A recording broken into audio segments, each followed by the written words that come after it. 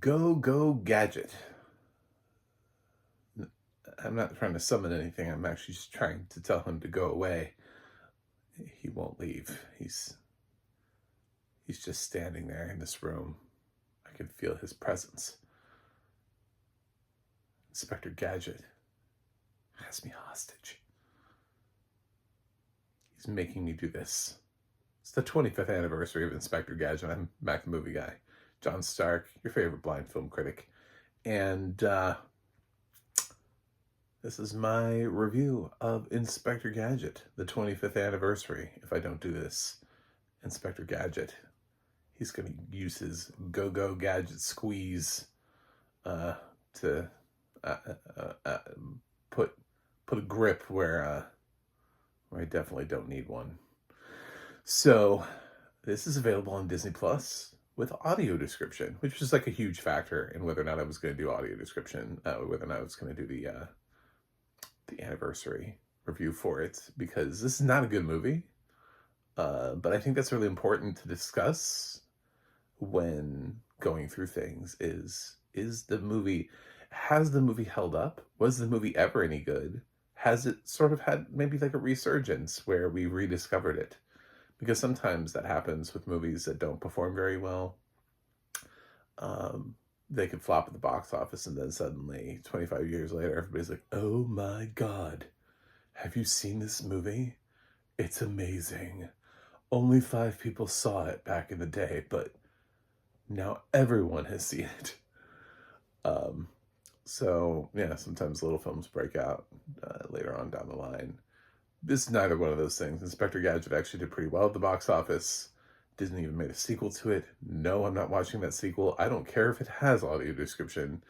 It cannot possibly get better from here. If you want to bring in some like perfectly cast talent and remake the franchise, I'm here for it. Also feels like something you could probably just throw to an animation studio and they could probably adapt in a really, well, don't give it to Sony. After watching the Garfield movie, they'll probably just have Inspector Gadget go on an adventure with his grandfather or something like that, like, whoa, what are we doing? I don't know. This has no relevance to anything that's ever been done in the TV show before, but let's go. Woo! Anyway. So Inspector Gadget stars Matthew Broderick, who I'm actually really not a fan of in general, like in life. I don't hate him as a person. Like, I'm not like angry at him all the time. I'm just, if I had a list of actors who get me least excited that they're in a movie, Matthew Broderick would actually be on that list. I kind of surprised when you look at actors who sort of expanded beyond their young acting careers that Matthew Broderick did. I don't even think he's that impressive of a Broadway talent. That's a hot take. Yeah. I think when you put him up against Nathan Lane and the producers, I think one of those guys seems like they're doing a fucking bang up job, and the other one just seems like he's standing there. So, I'm just dropping all sorts of hot takes in here. So yeah, I don't like Matthew Broderick. I think he's a weird Inspector Gadget. He feels like he was like the 20th choice. Like they offered it to a whole bunch of other people who would have made way more sense. Like, was this script offered to Jim Carrey? Because in 1999, that feels like the logical place to go with this kind of like wacky, crazy character. He probably looked at the script and was like, can I rewrite it? And Disney was like, no. He was like, well, then no. And then eventually got to Matthew Broderick and he was like, oh, somebody's offering me a lead role and some money. Let's do it. Rupert Everett plays the villain here. I don't really have much to say about that. This was sort of Rupert Everett's peak. He got his big bump coming out of playing a really well-loved best friend role in My Best Friend's Wedding. He was the best friend to the best friend of Anyway, so yeah, he was he caught a lot of buzz and got a lot of roles coming out of that. So I understand why he's here, because he was having his moment. He also in 1999 starred in a film that I likely will not be able to find audio description for to celebrate his 25th anniversary, An Ideal Husband. He's also in that. So among other things, I'm sure he's in other films. But then he went on to he did that film with Madonna. Um, so yeah, he has a little period. And then I feel like he disappeared for a while, and then suddenly he was in like Napoleon. I was like, oh, Rupert Everett, you're back. Welcome back. So we got Michelle Trachtenberg, who this was still in her child acting phase. She a few years before she was Harriet the Spy. I think she was doing this concurrently. Was she in Buffy yet, or was she about to be in Buffy? I didn't line it up. I don't know. She's either in Buffy now or about to be in Buffy when she's doing Inspector Gadget. She's Penny, the daughter. She does a pretty good job here, actually, probably of all the cast. I've had the least problem with her. I don't have a problem with Rupert Everett because his villain is just not really well written. So there's nothing really to give him to do. He's just kind of, they're like, he's kind of like dastardly, but why? You don't even feel like he's that dastardly. You're just like, well, he's a bad guy, but why? Like, what is he? Can we give him some stuff to do? Maybe no. Okay. The movie's really fast, by the way. I think this movie's like an hour and 15 minutes long. I felt like I started watching it, went to the bathroom, came back, and it was done. And I was like, what?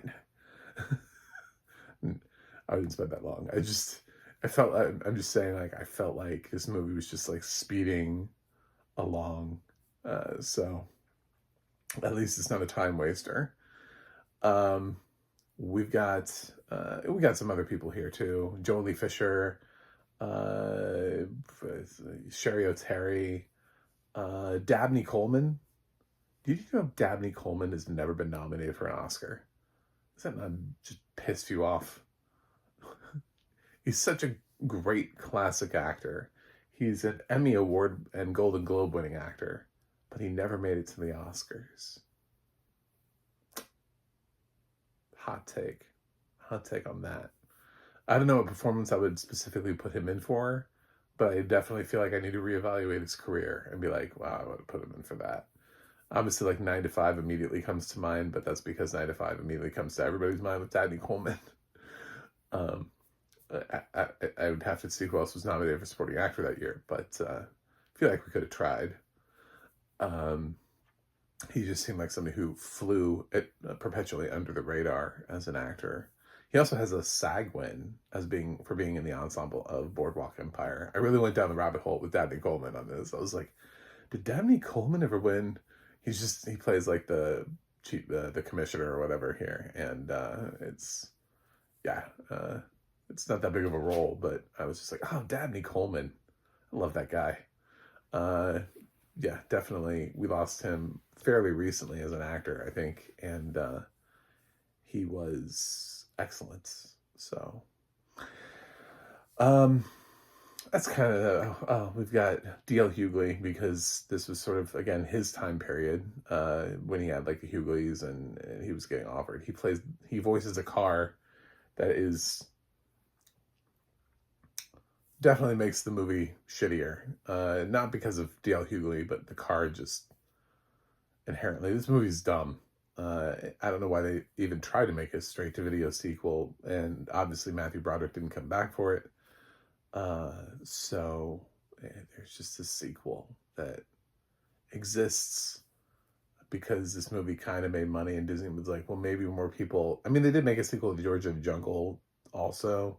So Disney just loves straight-to-video sequels, regardless of whether or not anybody wants to be in them or not.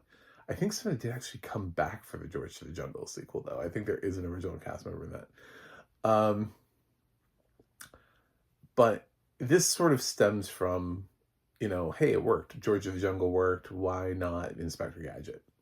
Well, George of the Jungle worked due to large part for Brendan Fraser. We do not give him enough credit for that movie. yes, the rest of the cast seems to line up very well, but Brendan Fraser fully commits to that role and actually ends up being a great George of the Jungle. And somebody looked at, I would say, Encino Man and was like, oh yeah, he'll make a great George of the Jungle. So let's put him in that. And he does make a great George of the Jungle, which is why that film is at all entertaining. I don't know what somebody looked at in Matthew Broderick and was like, you know what, he'd make a great Inspector Gadget. I don't feel like that's the truth. I'm not really sure how he ended up in the casting room or like how he got the script. I don't know whose choice he was. There's no way he was first choice. I refuse to believe that. Even if somebody told me that, I would punch them in the face and just move on. Be like, don't lie to me. I don't like liars. Just leave. Leave me alone, sir. Get away from me with your lies. There's no way your first choice was Matthew Broderick. It's like, his career wasn't that big in 1999. He was coming off of the Godzilla flop, you know? Like, oh, remember that movie that bombed at the box office? We should cast the lead of that. That'll be a good luck charm for us. So I don't think people were going, Matthew Broderick, oh. So somebody else was definitely, you know what? Like a lot of people would have been better for this. But we got Ferris Bueller and Inspector Gadget. It's boring. It's got this weird thing where he has to play dual roles because he has to play Inspector Gadget, and then he plays this like. You kind of remember what happened to Tim Allen in the Santa Claus franchise when they got around to like the third film, and there's this like weird clone thing of himself that was like part Nutcracker or something. I don't even remember. Don't make me rewatch that movie. The third Santa Claus movie. It's a little like that where Matthew Broderick has himself, but then he also has this like robotic version of himself. So he has to, he's much better at playing the robotic version of himself than he is being human. Yeah, I didn't like this movie. I didn't like it when it came out, and this is my second time watching it in life, and 25 years later, surprise, it didn't get any better. But it is celebrating its 25th anniversary, and it's one of those things where you go, well, this is a big franchise, so why haven't we done anything with it? Like, where did it go? If we are going to continue to make Garfield movies, that's kind of an outdated franchise. There are some of these franchises where you just go, where are these things? I always found it weird that we never made a Jetsons adaptation. Like, that never happened. Like, nobody's managed to figure out how to make a Jetsons movie. The animated one is great, by the way. If you do ever happen to find the Jetsons movie, I don't think they'll ever audio describe it. Just if you grew up with the Jetsons and can like conceptually understand who the Jetsons are, just fucking watch it. But I love the Jetsons movie, like with all of my heart and soul. If I can ever find it, I don't know what its anniversary release is, but I would definitely do it. I don't know. Inspector Gadget feels like the kind of thing that absolutely could be remade, especially considering like I think they're remaking Shrek. Like, no, we don't really need to do that quickly. It's pretty successful. The movie still plays well. They re-released it as part of how we can't fill enough theaters now, and Shrek 2 was just in theaters not that long ago. So, but yeah, Inspector Gadget, this wasn't even a good like adaptation of it. So I'm surprised that nobody is sitting there going, oh, well, that was a cool concept for a series, for an animated series, for a cartoon. I'm going to come along and give my own take on it because I'm a better director. I could see it being animated and I could see it being live action with the right person. If I just had to like hot pitch somebody right now, I'd probably pitch Andy Samberg. Just only because like I feel like I just saw him in something and he's fresh in my mind. But I think he'd be a much better choice than Matthew Broderick. So yeah, Not all that glitters is gold. Not all 25th anniversaries are going to be winners. But they're all going to have audio description. Not, I don't know. Hopefully they'll all have audio description. That's a broad statement. So, don't check this out. It's not very good. And it hasn't aged well. It feels even goofier. It feels like a film lost from a bygone era. It feels like a film that even didn't go theatrical, actually, to be totally honest. It feels like a film that just was cheaply made to begin with. Like on a really slim budget, like $10 million. And they worked with what they could and they put it out. I have a feeling when I think next year, yeah, it's next year.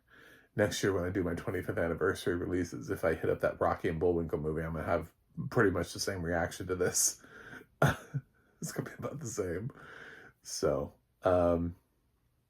yeah, audio description's fine though. Audio description it matches for a kids movie. I thought things were well described.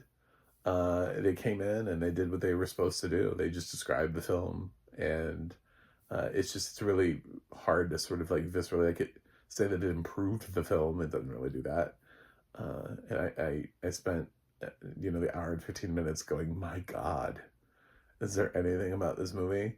And the nice compliments I can say is I like Michelle Trachtenberg as Penny. That casting is on point. When I found out, because I couldn't remember who was playing Jolie Fisher's role, when I found out it was Jolie Fisher, I was actually kind of impressed that she was in that role and was as effervescent as she was. I don't know, that's not the right role, but she's really well balanced in that role, and I thought it was probably just going to be somebody else, and it was Jolie Fisher. I was like, oh, that's nice. We don't see anything from her anymore, but and then of course Dabney Coleman. We get points we get Dabney Coleman points. At this point, I'm nostalgic about getting to see him in things since he passed away semi-recently. I'll give Inspector Gadget DD plus ooh. Yeah, it's the dumpster fire. And the funny thing is, everyone agrees with me. Like, this isn't even like a hot take. This isn't even like are you shitting on my childhood? Sorry, this movie has a 4.2 on IMDb, and like I want to say it was like a 20 or 30 something Metacritic score. So like everyone is shitting on your movie. Like everyone. I have no problem giving an A+ to something that has a 4.2. Like, if I like it, I like it.